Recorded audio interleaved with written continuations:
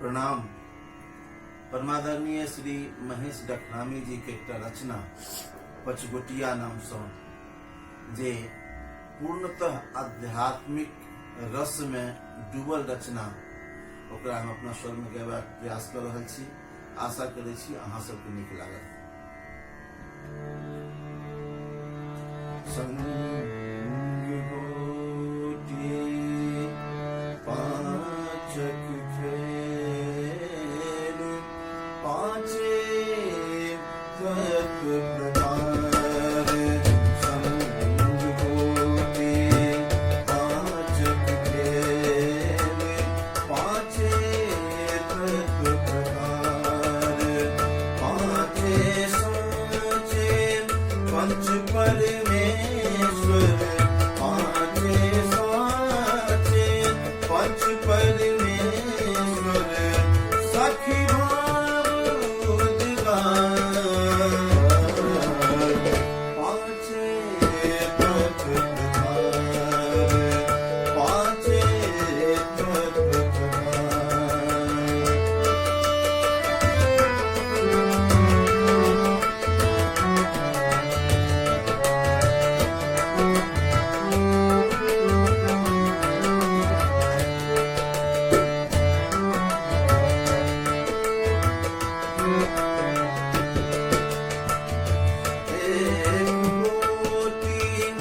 सतत पुरस्वर एक कोटि सतत पुरस्वर चारु ग्रहण विचार चारु ग्रहण विचार संग पांचो विरले सधै संग पांचो